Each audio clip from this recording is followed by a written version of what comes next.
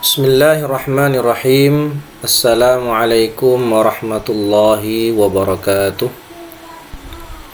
Innal hamdalillah nahmaduhu wa nasta'inuhu wa nastaghfiruh wa na'udzu billahi min shururi anfusina wa min sayyiati a'malina. May yahdihillahu fala mudhillalah wa may yudlil fala hadiyalah.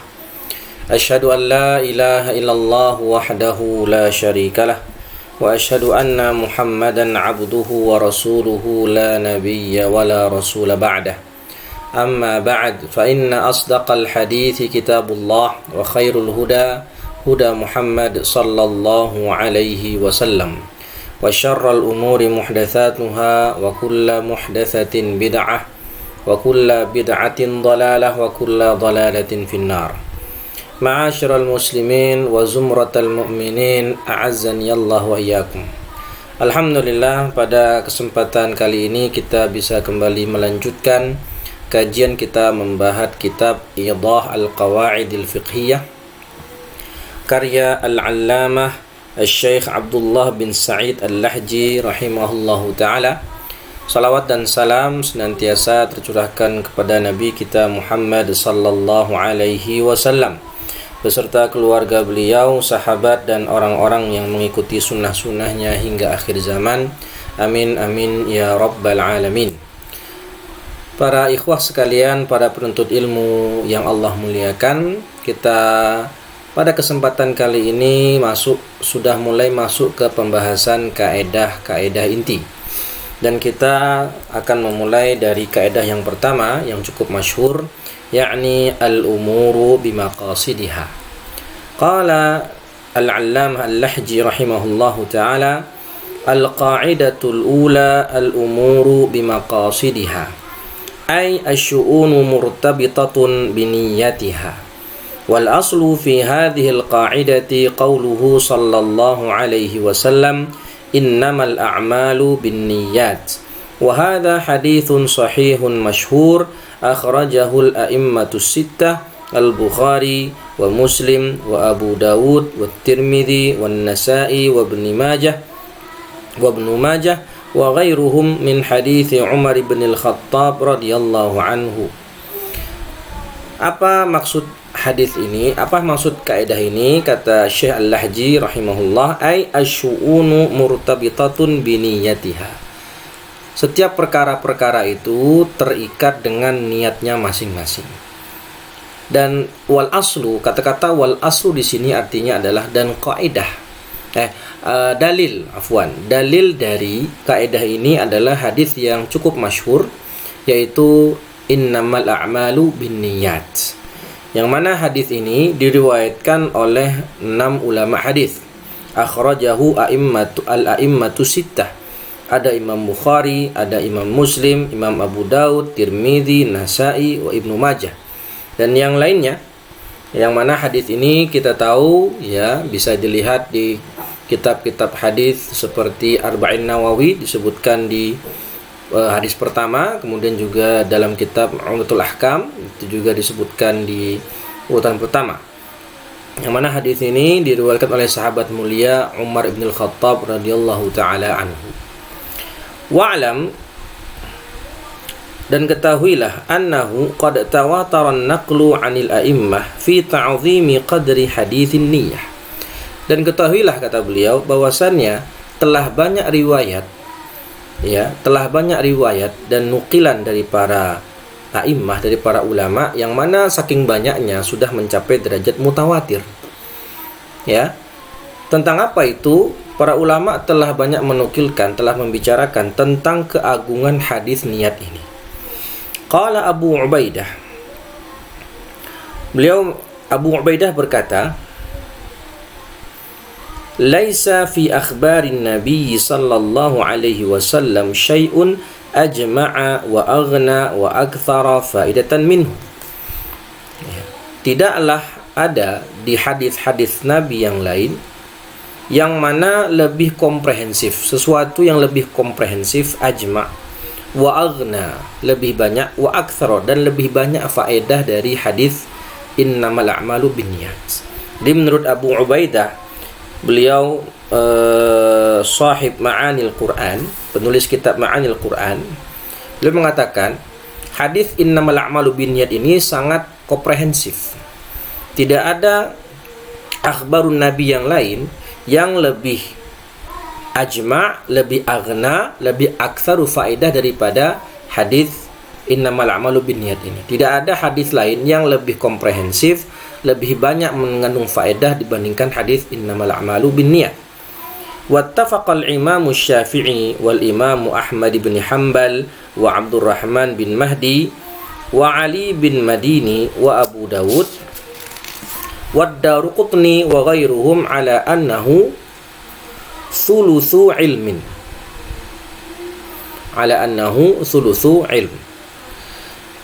Dan telah sepakat para a'immah, ya, imam madhab seperti Imam Syafi'i, Imam Ahmad bin Hanbal, Abdurrahman bin Mahdi, yang mana beliau inilah yang meminta kepada Imam Syafi'i untuk menuliskan sebuah kaidah usul fikih, sehingga Imam Syafi'i menuliskan kitab Ar-Risalah kepadanya.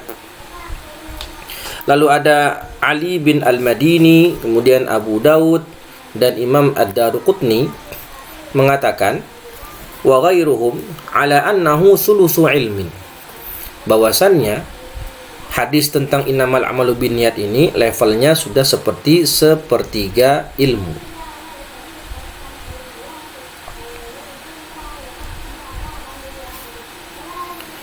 Naam. Wa minhum man qala rubu'uhu, dan sebagian yang lain mengatakan bahwasannya seperempat ilmu. Wa wajjahal Baihaqi, dan Imam Al-Baihaqi menjelaskan, Imam Baihaqi ini termasuk ulama besar dalam bidang hadis di mazhab Syafi'i. Beliau mengatakan kaunuhu thulutha ilmin, dan kenapa kok disebut hadis innamal a'malu binniyat itu mencakup sepertiga ilmu? Apa alasannya? Bagaimana penjelasannya? Bi an kasabal abdi bi anna kasbal abdi yaqa'u bi qalbihi wa lisanihi wa jawarihihi fanniyatu ahadu aqsamiha thalathah wa arjahuha li'annaha qad takunu ibadatan mustaqillah wa ghayraha yahtaju ila niyyah. Kenapa? Karena kata Imam Baihaqi rahimahullah, perbuatan manusia atau amal manusia, amal seorang hamba itu terbagi menjadi tiga. Pertama, amal qalbi, perbuatan hati, kemudian amalul lisan, perbuatan lisan, dan amalul jawarih, perbuatan anggota badan. Nah, niat itu bagian dari bagian dari amalan hati, sehingga satu berarti dia sepertiga, satu dari tiga amalan manusia. Bahkan yang paling arjah, yang paling afdal, ya, ibadah qalbiyah ini. Kenapa? Karena ibadah qalbiyah ini bisa dia bersendirian tanpa membutuhkan amalan-amalan dari lisan atau jawarih. Sedangkan amalan lisan dan amalan jawarih itu membutuhkan niat, tetapi niat bisa bersendirian tanpa membutuhkan amalul lisan dan amalul jawarih. Contohnya apa? Amal qalbi yang mustaqillah, yang hanya amalan hati saja tanpa membutuhkan lisan dan perbuatan, anggota badan, seperti tafakkur, kemudian iman, yakin kepada Allah Azza wa Jalla, kemudian ada khauf, ada roja, ya, ada ikhlas dan lain sebagainya, yang mana itu amalan hati dan dia berdiri sendiri, tidak bergantung dengan dua amalan manusia yang lain. Itulah kenapa hadis innamal a'malu binniyat atau hadis tentang niat itu dikatakan thuluthul ilm, sepertiga ilmu. Wa qala al-Imam Syafi'i rahimahullah, hadithun niyyah yadkhulu fi 70 baban. Bahkan Imam Syafi'i mengatakan hadis niat ini itu bisa masuk ke dalam 70 bab pembahasan fikih. Ya, bahkan bisa lebih. Qala Suyuti rahimahullah, wa hadza dzikru ma yarji'u ilaihi minal abwabi ijmalan. Dan penyebutan ini ma yarji'u ilaihi, apa yang kembali kepada hadis niat itu, minal abwab, dari bab-bab fikih, ijmalan, secara global. Min dzalika rubu'ul ibadat. Nah, contohnya nih. Ya, saking banyaknya tadi Imam Syafi'i mengatakan saking banyaknya bab-bab fikih yang dimasuki hadis niat ini itu sampai 70 bab fikih. Ya, di antaranya adalah rubu'ul ibadat bikamaliha. Jadi pembahasan fikih itu ada 4 pembahasan. Ada 4 rubu'. Rubu' yang pertama itu ibadat. Ibadat mencakup 5 bab. Thaharah, salat, puasa, zakat, haji. Kemudian ada bab rubu'ul muamalat. Bab yang kedua tentang muamalah. Seperti ada jual beli, sewa menyewa, syirkah, mudharabah, utang piutang, pinjam meminjam, dan lain-lain. Yang mana itu rubu'ul muamalat. Dan rubu' yang ketiga itu rubu'ul munakahat atau rubu' fiqhul usrah. Ya, tentang bagaimana nikah itu hukumnya apa, rukun akad nikah apa, mahar bagaimana, kemudian talak, khulu, zihar, dan lain-lain. Rubu' yang keempat itu tentang al-hududu wal jinayat. Pembahasan tentang hudud, hukum kriminalitas, dan tentang hukum pembunuhan. Kemudian nanti disusul dengan pembahasan al-atimah wal ashribah, makanan, pembahasan tentang nazar, dan yang terakhir ditutup dengan pembahasan perbudakan. Nah, kata As-Suyuti di sini rahimahullah mengatakan di antara yang dimasuki bab niat dalam hadis niat itu adalah rubu'ul ibadat. Seluruh pembahasan ibadah itu membutuhkan niat. Seperti wudu. Wudu kan nanti ada wudu fardu, ada wudu sunnah. Wudu fardu itu wudu yang menghilangkan hadas. Nawaitu raf'a hadatsil asghar. Dan nanti ada wudu sunnah seperti wudu tajdid, memperbaharui wudu. Nawaitu tajdidal wudu, yang mana kalau wudu tajdid ini dia tidak mengangkat hadas, tapi hanya mendapatkan pahala sunnah. Wahakadha. Kemudian ghusl fardhan wa naflan. Mandi juga ada mandi fardu, ada mandi sunnah. Mandi wajib itu mengangkat janabah seperti mandi junub, ya, atau mandi setelah haid dan nifas.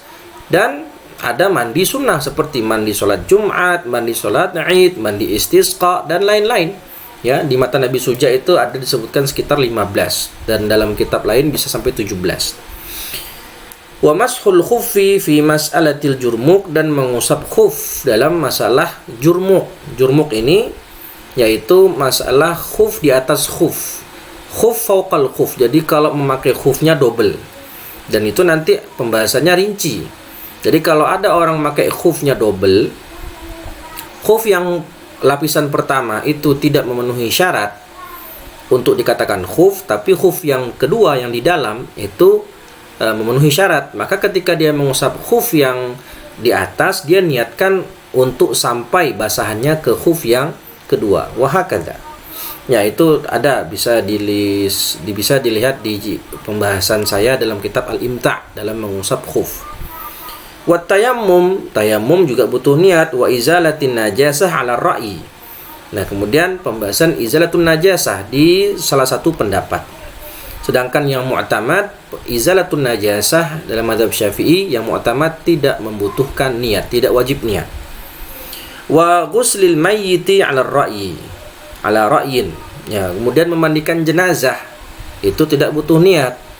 Meskipun memandikan jenazah itu hukumnya fardu kifayah, tetapi tidak wajib niat, hanya disunahkan niat.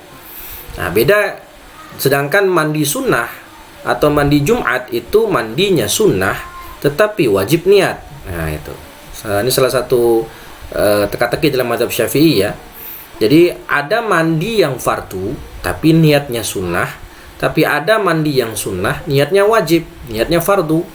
Nah, itu tadi, mandi jenazah, memandikan jenazah hukumnya fardu kifayah, tapi niat memandikannya hukumnya sunnah. Mandi Jumat hukumnya sunnah, sedangkan niat untuk mandi Jumat hukumnya wajib. Hakada. Wal awani fi mas'alati dhabbah, kemudian menambal bejana yang rusak kemudian ditambal pakai perak. Nah, kalau pakai emas itu haram mutlaqan inda Syafi'iyah, tapi kalau pakai perak itu nanti ada ada hukumnya kalau dia kabirah lizinah hukumnya haram, kemudian saghirah lizinah hukumnya makruh, kabirah lil hajah hukumnya makruh, saghirah lil hajah hukumnya mubah, wa hakadha. Biqasdi zinah wa ghairiha, dengan tujuan untuk menghiasi, hanya sebagai hiasan, memperindah, atau ada hajat di situ. Ya, juga butuh niat. Wassalati bi anwa'iha al-qasri, ya, al-qasru, al-jam'u, al-imamatu, al-iqtida'u, wa sujudut tilawah, wa syukr. Kemudian sholat, ya, sholat dan berbagai jenisnya. Sholat fardu, sholat sunnah, sunnah mutlak, itu beda niatnya. Kalau sholat fardu, niatnya harus terpenuhi 3 hal. Qasdul fi'li, wat ta'yin, wal fardiyah. Usalli fardal zuhri, usalli zuhra fardan. Sedangkan sholat sunnah yang muqayyad bi waqtin atau muqayyad bi sabab, itu ada 2, qasdul fi'li wat ta'yin, yang wajib, ya. Usalli duha, usalli salatal id, wa hakadha. Sedangkan salat sunnah mutlak itu cukup qasdul fi'li saja, usalli. Naam. Kemudian qasar, ada juga niat khususnya. Jama', ya. Kemudian niat sebagai imam, usalli zuhra imaman. Kapan imam itu wajib berniat? Ya, itu semua pembahasan dalam bab ibadah fikih salat. Bisa dilihat pembahasan rincinya di Al-Imta'. Ya. Al-iqtida, bagaimana menjadi makmum, sujud tilawah, sujud syukur, khutbah Jumat ala ra'yin. Dan niat dalam khutbah Jumat ini menurut salah satu pendapat hukumnya diwajibkan, tapi yang mu'tamad tidak. Wal adzan ala ra'yin, juga azan itu secara mu'tamad tidak wajib niat. Wa ada zakah, menunaikan zakat, ini wajib niat.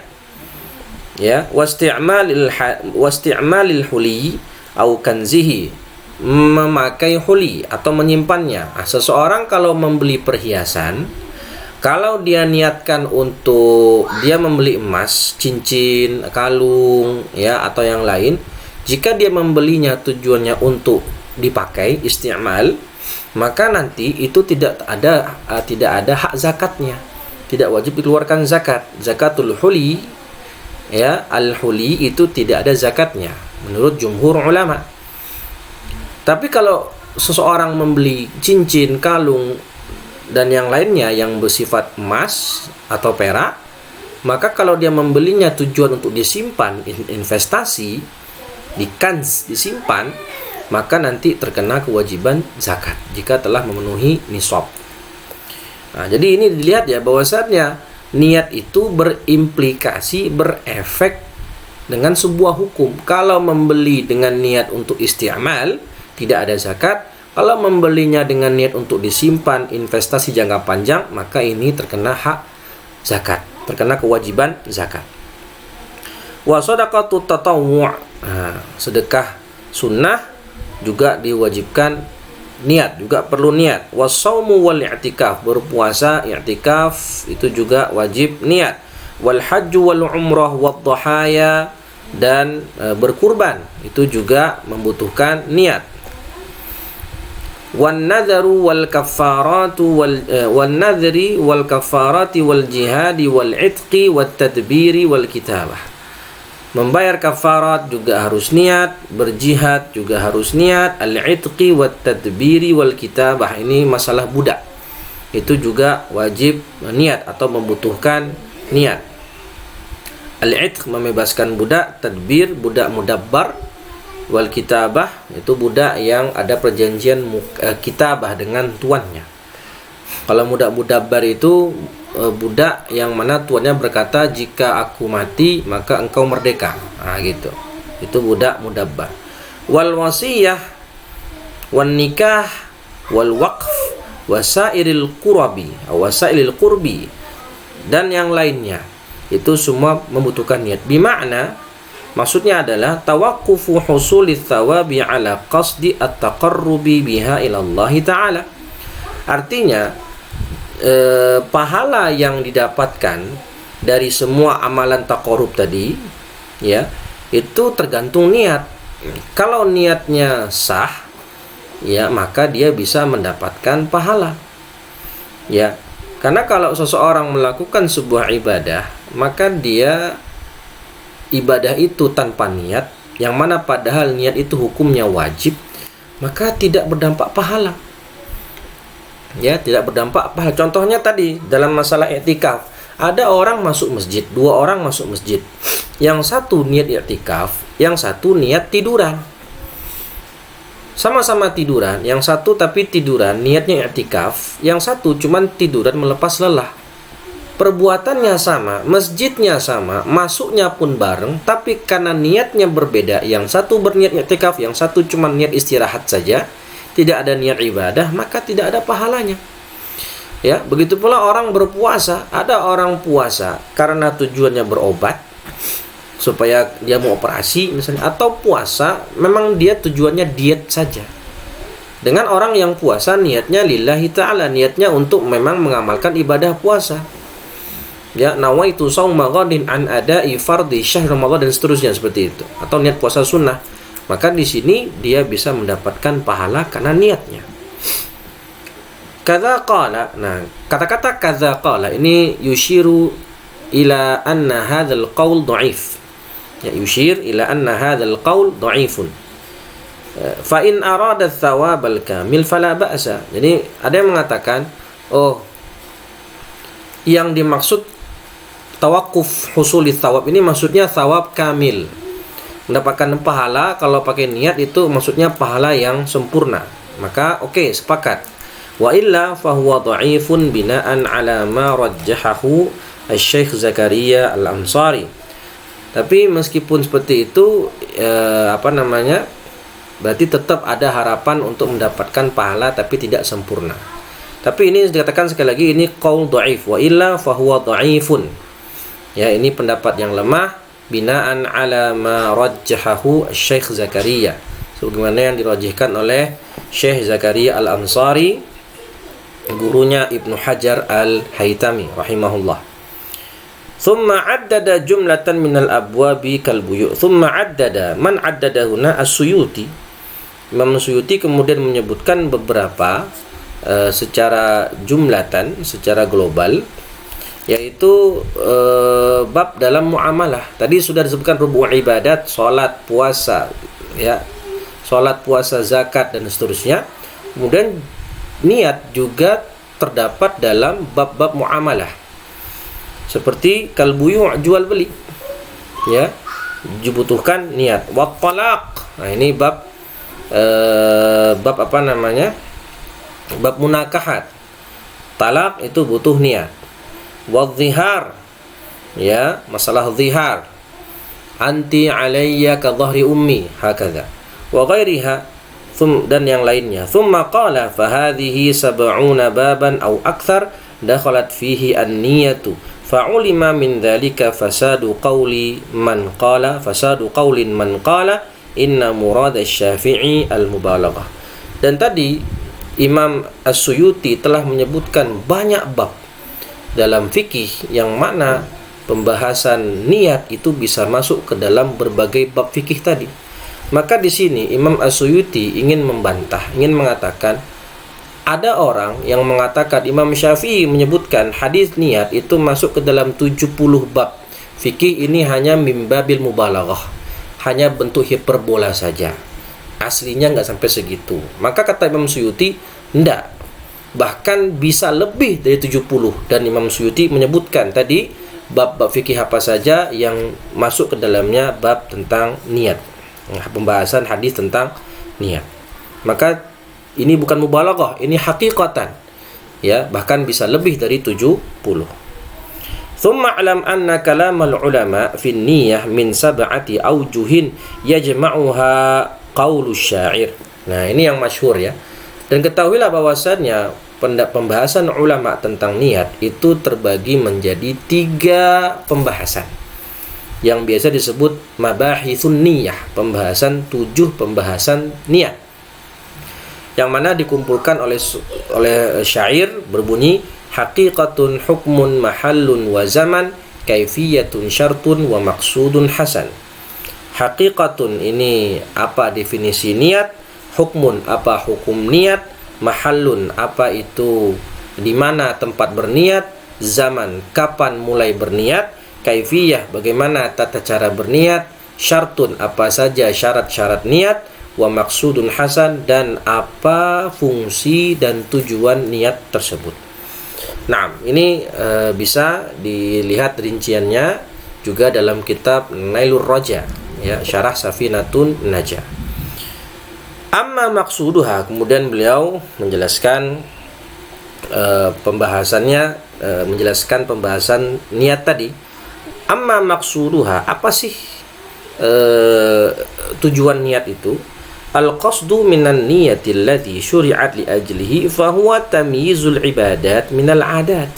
Itu yang pertama. Yang kedua, tamyizu rutabil ibadat ba'dhiha an ba'd. Jadi fungsi niat itu, apa sih fungsi niat? Yang pertama, untuk membedakan mana yang ibadah, mana yang adah. Mana yang ibadah, mana yang bukan ibadah. Kayak tadi saya jelaskan, ada orang masuk masjid, yang satu niatnya i'tikaf, yang satu niatnya cuman istirahat doang. Ya, cuman istirahat saja. Ya, ada orang puasa, sama-sama puasa dari terbit fajar hingga terbenam matahari. Yang satu niatnya ibadah puasa Ramadan, yang satu niatnya hanya ingin diet. Nah, tentu ini berbeda. Ya, tentu ini berbeda. Yang satu ibadah, yang satu adah. Ada orang sama-sama mandi hari Jumat, sama-sama mandi pagi jam 6. Yang satu niatnya untuk mandi sunnah Jumat, yang satu niatnya mandi buat seger berangkat kerja. Yang satu nilainya ibadah, yang satu nilainya ada kebiasaan saja, tidak ada pahalanya. Kemudian untuk menjelaskan perbedaan tingkatan atau level-level ibadah. Dua orang masuk masjid, sama-sama masuk masjid, kemudian sama-sama sholat 2 rakaat. Nah, kita nggak tahu apakah 2 rakaat yang mereka kerjakan itu sama-sama sholat tahiyatul masjid, atau yang satu sholat duha, yang satu sholat tahiyatul masjid, atau yang satu sholat subuh, atau yang satu sholat tahiyatul masjid. Nah, beda-beda, ya, tergantung niatnya. Kal wudu'i wal ghusli, seperti wudu dan mandi. Yataraddadu baina tanzifi wa tabarrudi wal ibadah. Karena wudu dan mandi itu bisa dia niatnya untuk bersih-bersih saja, atau untuk menyegarkan badan saja, atau memang ibadah. Ya, wal imsaki 'anil mufattirat qad yakunu lil himyah wat tadawi aw li 'adamil hajah ilaihi. Atau orang tadi menahan dari pembatal, menahan dari makan dan minum. Ada yang memang maksudnya untuk ibadah, bisa jadi cuman himyah. Himyah itu diet. Ya, dia cuman memang pengen diet, jadi dia nggak makan, nggak minum. Atau dia memang disuruh puasa sama dokter karena mau operasi, misalnya litadawi, pengobatan. Atau karena memang nggak mau makan. Ya, au li adamil hajah ilaihi au ila ta'am wasyurb. Nggak pengen makan dan minum. Ya. Wal julusu fil masjid, duduk di masjid atau berbaring di masjid. Qad yakunu lil istirahah, bisa saja dia masuk masjid tujuannya untuk ngadem saja, karena panas kan, masuk masjid yang ada AC-nya untuk ngadem, istirahat, atau niatnya i'tikaf. Nah, ini kan beda antara ibadah dan adah.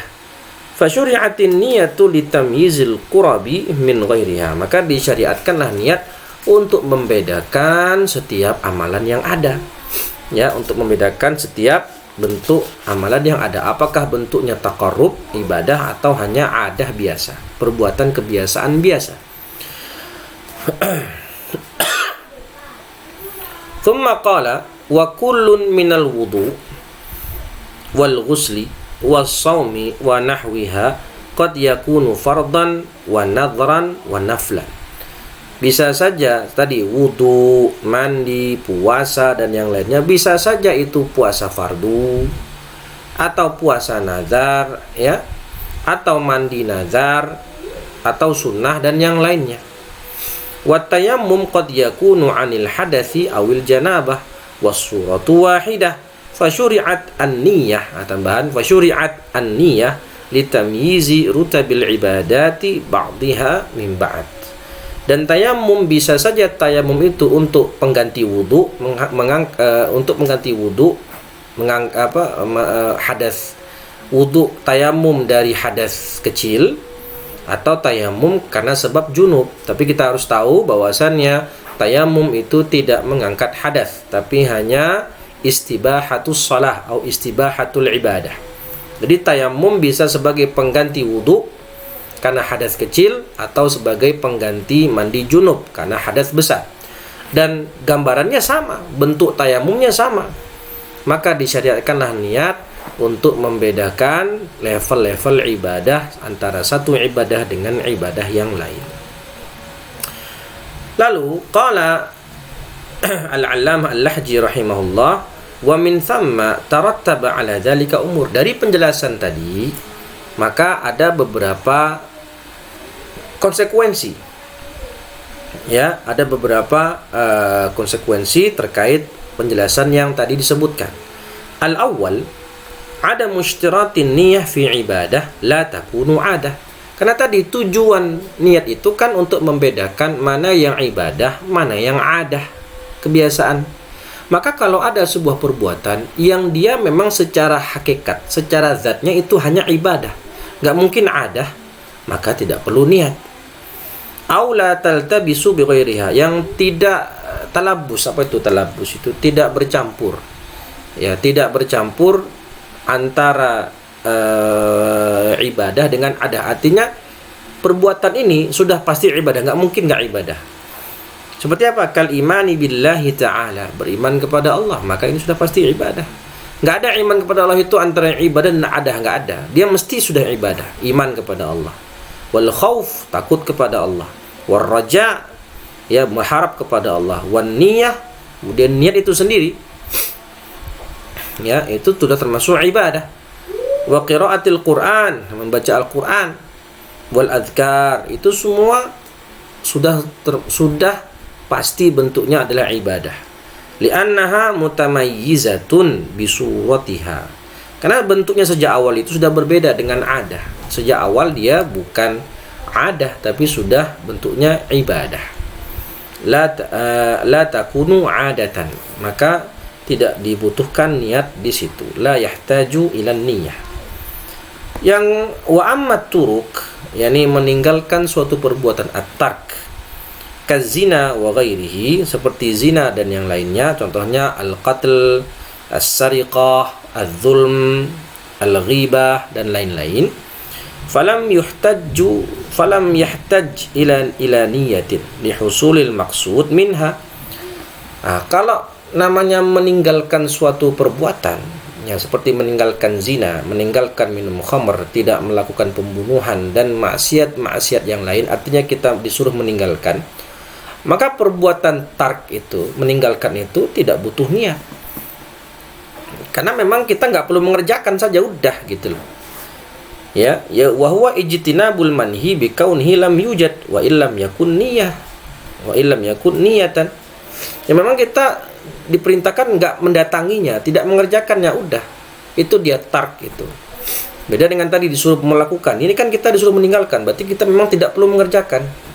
Maka tidak butuh niat. Tidak wajib niat. Ya, sudah sah istilahnya.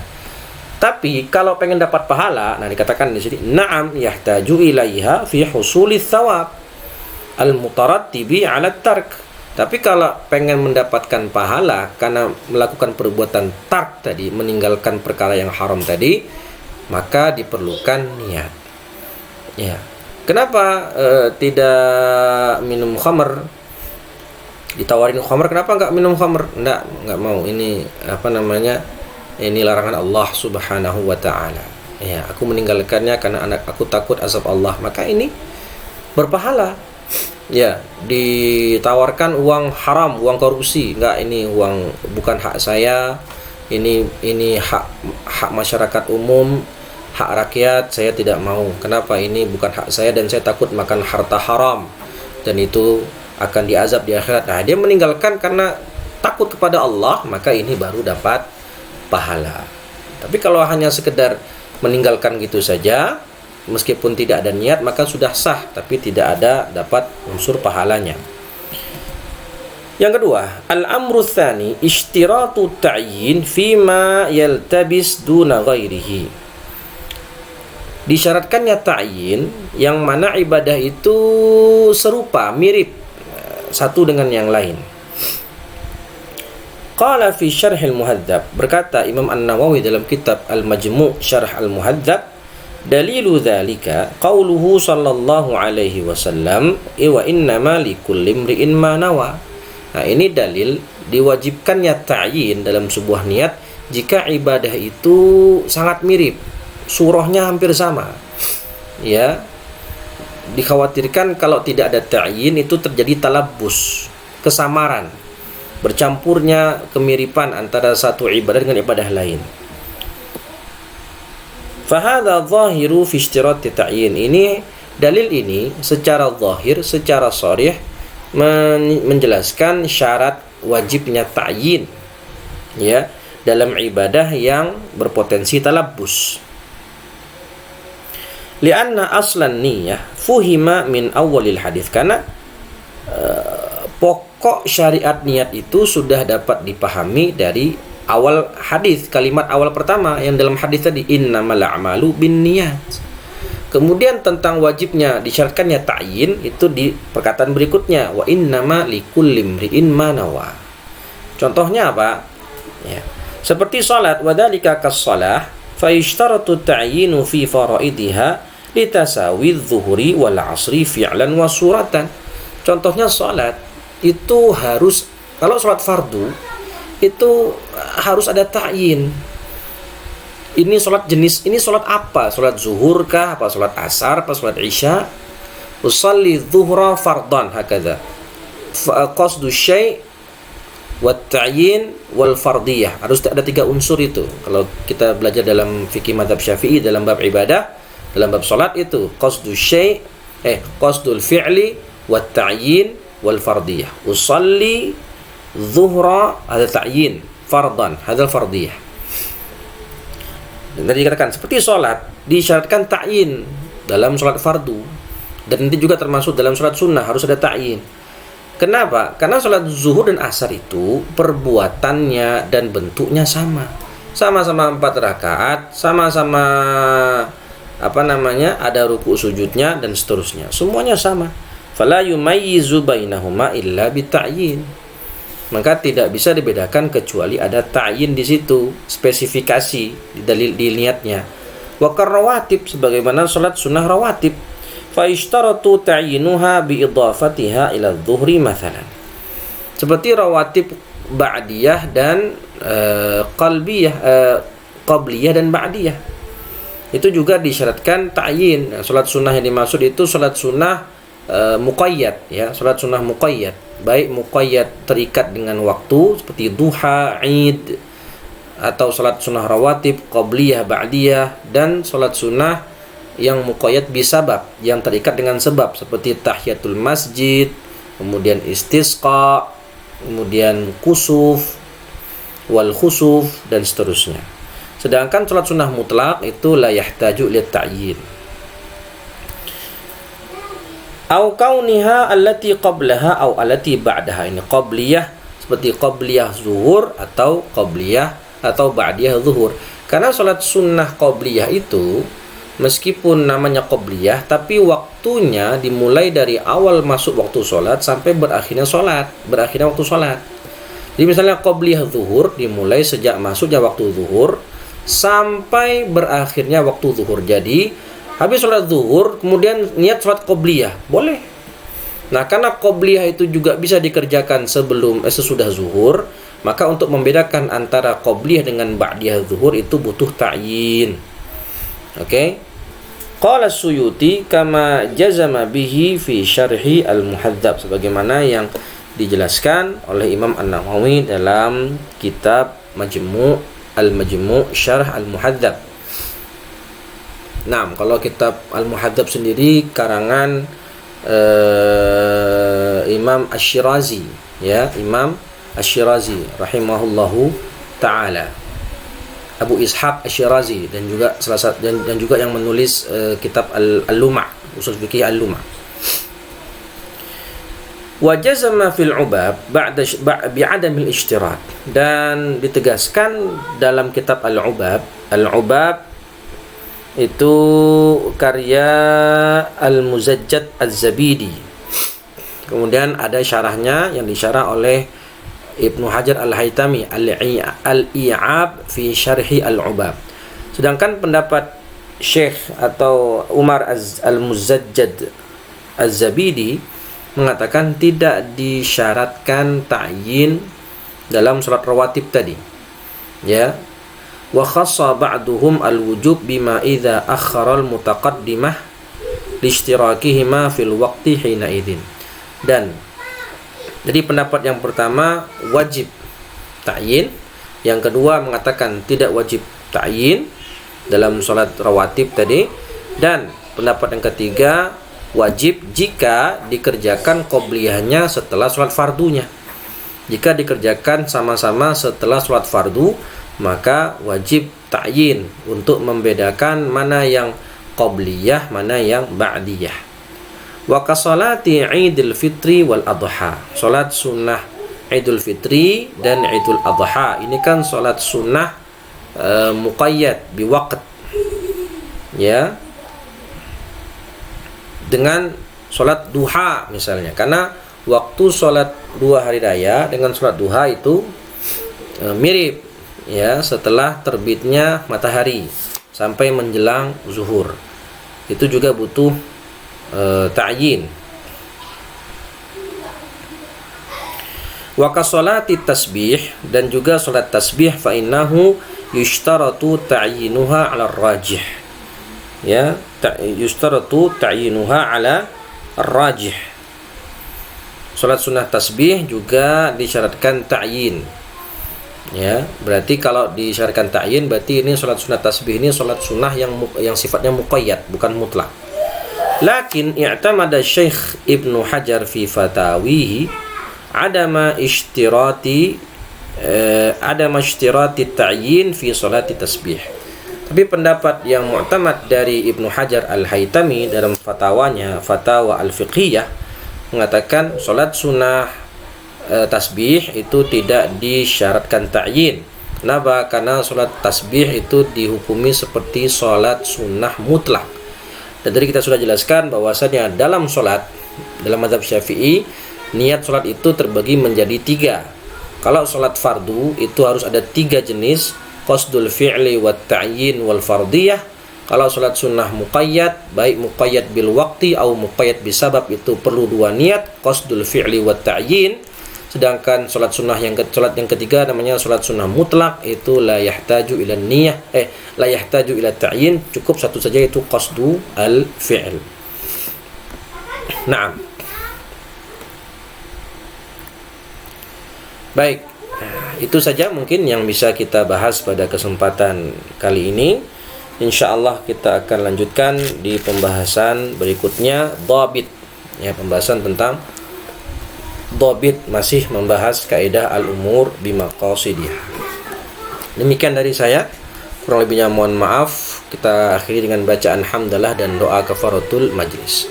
Alhamdulillahirabbil alamin, subhanakallahumma wa bihamdika asyhadu an la ilaha illa anta astaghfiruka wa atubu ilaih.